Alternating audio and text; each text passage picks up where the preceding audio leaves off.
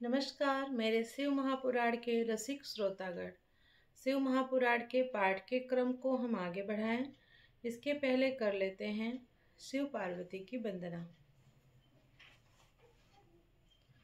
श्री गणेशाय नमः। कर्पूर गौरम करुणावतारम संसार सारम भुजगेन्द्रहारम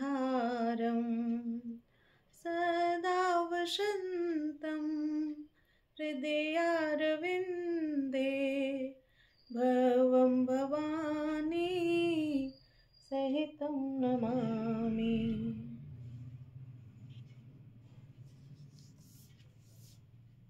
शिव पार्वती की वंदना के बाद आप कर लीजिए पवित्र ग्रंथ का दर्शन।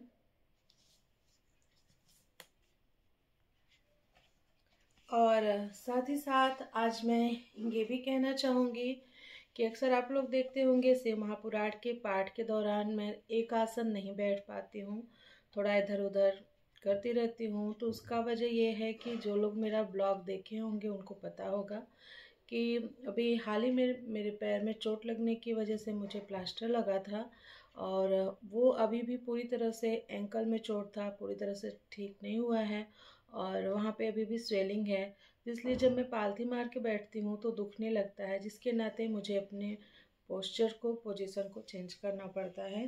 तो आप लोग ये मत सोचिएगा कि जैसे वैसे आप कोई भी पाठ अगर करते हैं तो आपको एक आसन में ही रहना चाहिए, ये नियम है। लेकिन मैं अपनी दिक्कत की वजह से एक आसन में नहीं बैठ पाती हूँ, मुझे थोड़ा पैर फैलाना भी पड़ता है और मोड़ना भी पड़ता है। तो इसलिए मेरा मतलब कहने का ये है कि मेरा एक आसन नहीं हो पाता। खैर चलिए पाठ के अपने क्रम को हम आगे जारी करते हैं। और हमने शिव पार्वती वंदना कर लिया और अब हम देखते हैं कि हमारे शिव महापुराण के रुद्र संहिता में सती खंड में रुद्र संहिता के सती खंड में हमारा आज का पाठ संख्या कौन सा है और हमारे आज के पाठ का नाम कौन सा है। तो आज हमारा सती खंड में पाठ है सती के पूछने पर पाठ है त्रयोविंशो अध्याय और पाठ का नाम है सती के पूछने पर शिव द्वारा भक्ति की महिमा तथा नवधा भक्ति का निरूपण। तो चलिए अपने पाठ को हम स्टार्ट करते हैं। ब्रह्मा जी बोले, हे मुने, इस प्रकार शंकर जी के साथ विहार करके वे सती काम से संतुष्ट हो गईं और उनके मन में वैराग्य उत्पन्न होने लगा। एक दिन की बात है, देवी सती एकांत में भगवान शंकर से मिली और उन्हें भक्तिपूर्वक प्रणाम कर दोनों हाथ जोड़कर खड़ी हो गईं। भगवान शंकर को प्रसन्न चित्त जानकर विनय भाव से दक्ष कुमारी सती कहने लगी। सती बोली, हे देवादिदेव महादेव, हे करुणा सागर, हे महाप्रभु, आप मुझ पर कृपा कीजिए। आप परम पुरुष हैं, इस जगत के स्वामी हैं, रजोगुण तमोगुण एवं सत्वगुण से परे हैं, निर्गुण हैं, सगुण भी हैं, सबके साक्षी हैं, निर्विकार हैं और महाप्रभु हैं। मैं धन्य हूँ जो आपकी कामनी और आपके साथ सुंदर विहार करने वाली आपकी प्रिया हुई। हे स्वामिन, हे हर, आप अपनी भक्त वत्सलता के कारण ही मेरे स्वामी हुए। हे नाथ, मैंने आपके साथ बहुत दिनों तक विहार किया। हे महेशान, इससे मैं संतुष्ट हो गई हूँ, अब मेरा मन उधर से हट गया है। हे देवेश, अब मैं परम तत्व का ज्ञान प्राप्त करना चाहती हूँ जो सुख प्रदान करने वाला है तथा हे हर, जिसको जान लेने पर समस्त जीव संसार दुख से अनायास ही उद्धार प्राप्त कर लेते हैं। हे नाथ, जिस कर्म का अनुष्ठान करके विषयी जीव भी परम पद को प्राप्त कर लेता है तथा पुनः संसार बंधन में नहीं पड़ता है, उस परम तत्व को आप बताइए, मुझ पर कृपा कीजिए। ब्रह्मा जी बोले, हे मुने, इस प्रकार आदिशक्ति महेश्वरी सती ने केवल जीवों के उद्धार के लिए उत्तम भक्ति भाव से भगवान शंकर से इस प्रकार पूछा। तब इसे सुनकर स्वेच्छा से शरीर धारण करने वाले तथा योग के द्वारा भोग से विरक्त चित्त वाले स्वामी शिवजी अत्यंत प्रसन्न होकर सती से कहने लगे। शिवजी बोले, हे देवी, हे दक्ष नंदिनी, हे महेश्वरी, सुनो, मैं उस परम तत्व का वर्णन करता हूँ जिससे वासनाबद्ध जीव तत्काल मुक्त हो जाता है। हे सती, तुम विज्ञान को परम तत्व जानो। विज्ञान वह है जिसके उदय होने पर मैं ब्रह्म हूँ ऐसा दृढ़ निश्चय हो जाता है। ब्रह्म के सिवा दूसरी किसी वस्तु का स्मरण नहीं रहता तथा उस विज्ञानी पुरुष की बुद्धि सर्वथा शुद्ध हो जाती है। हे प्रिय, वह विज्ञान दुर्लभ है, त्रिलोकी में उसका ज्ञाता कोई विरला ही होता है।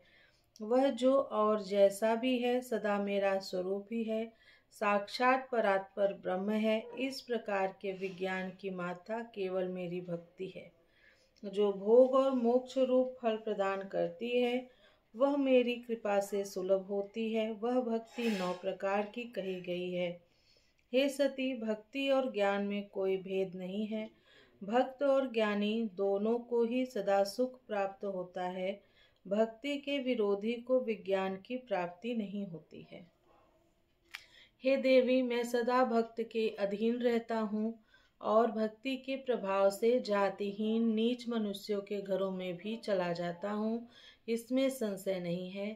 हे देवी, वह भक्ति 2 प्रकार की कही गई है, सगुण और निर्गुण। जो वैधि अर्थात शास्त्र विधि से प्रेरित और स्वभाव की भक्ति होती है वह श्रेष्ठ है, और इससे भिन्न जो कामना मूलक भक्ति है वह निम्न कोटि की कही गई है। सगुण और निर्गुण भक्ति, ये दोनों प्रकार की भक्तियां नैष्ठिकी और अनैष्ठिकी के भेद से 2 प्रकार की हो जाती हैं। नैष्ठिकी भक्ति 6 प्रकार वाली जानी चाहिए और अनैष्ठिकी 1 ही प्रकार की कही गई है। विद्वान पुरुष विहिता और अविहिता आदि भेद से उसे अनेक प्रकार की मानते हैं। इन द्विविध भक्तियों के बहुत से भेद प्रभेद होने के कारण इनके तत्व का अन्यत्र वर्णन किया गया है। हे प्रिय, मुनियों ने सगुण और निर्गुण दोनों भक्तियों के 9 अंग बताए हैं। हे दक्षिणंदिनी, मैं उन 9 अंगों का वर्णन करता हूँ, तुम प्रेम से सुनो। हे देवी, श्रवण कीर्तन, पहला श्रवण, दूसरा कीर्तन, तीसरा स्मरण, चौथा सेवन, 5वां दास्य, 6ठा अर्चन, 7वां सदा मेरा बंधन, 8वां सख्य और 9वां आत्मसमर्पण। विद्वानों ने भक्ति के ये 9 अंग माने हैं। हे शिवे, इसके अतिरिक्त उस भक्ति के बहुत से उपांग भी कहे गए हैं। हे देवी, अब तुम मन लगाकर मेरी भक्ति के 9 अंगों के पृथक पृथक लक्षण सुनो, जो भोग तथा मोक्ष प्रदान करने वाले हैं। जो स्थिर आसन पर बैठकर तन मन आदि से मेरे कथा कीर्तन आदि का नित्य सम्मान करते हुए प्रसन्नता पूर्वक अपने श्रवण पूटों से उसका पान किया जाता है, उसे श्रवण कहते हैं। जो हृदयाकाश के द्वारा मेरे दिव्य जन्म एवं कर्मों का चिंतन करता हुआ प्रेम से वाणी द्वारा उनका उच्च स्वर से उच्चारण करता है, उसके इस भजन साधन को कीर्तन कहा जाता है। हे देवी, मुझे नित्य महेश्वर को सदा और सर्वक्त व्यापक जानकर संसार में निरंतर निर्भय रहने को स्मरण कहा जाता है। यह निर्गुण स्मरण भक्ति है। अरुणोदय काल से प्रारंभ कर शयन पर्यंत तत्पर चित्त से निर्भय होकर भगवत विग्रह की सेवा करने को स्मरण कहा जाता है। यह सगुण स्मरण भक्ति है। हर समय सेव्य की अनुकूलता का ध्यान रखते हुए हृदय और इंद्रियों से जो निरंतर सेवा की जाती है वही सेवन नाम की भक्ति है। अपने को प्रभु का किंकर समझकर हृदयामृत के भोग से स्वामी का सदा प्रिय संपादन करना दास्य कहा गया है। अपने को सदा सेवक समझकर शास्त्रीय विधि से मुझ परमात्मा को सदा पाद्य आदि 16 उपचारों का जो समर्पण करना है उसे अर्चन कहा जाता है। वाणी से मंत्र का उच्चारण करते हुए तथा मन से ध्यान करते हुए 8 अंगों से भूमि का स्मरण करते हुए जो इष्ट देव को अष्टांग प्रणाम किया जाता है उसे वंदन कहा जाता है। ईश्वर मंगल अमंगल जो कुछ भी करता है वह सब मेरे मंगल के लिए है, ऐसा दृढ़ विश्वास रखना सख्य भक्ति का लक्षण है। देह आदि जो कुछ भी अपनी कही जाने वाली वस्तु है, वह सब भगवान की प्रसन्नता के लिए उन्हीं को समर्पित करके अपने निर्वाह के लिए कुछ भी बचा कर न रखना अथवा निर्वाह की चिंता से भी रहित हो जाना आत्मसमर्पण कहा जाता है। मेरी भक्ति के ये 9 अंग हैं जो भोग तथा मोक्ष प्रदान करने वाले हैं। इनसे ज्ञान प्रकट हो जाता है तथा ये साधन मुझे अत्यंत प्रिय हैं। मेरी भक्ति के अनेक उपांग भी कहे गए हैं, जैसे बिल्व आदि का सेवन। इनको विचार से समझ लेना चाहिए।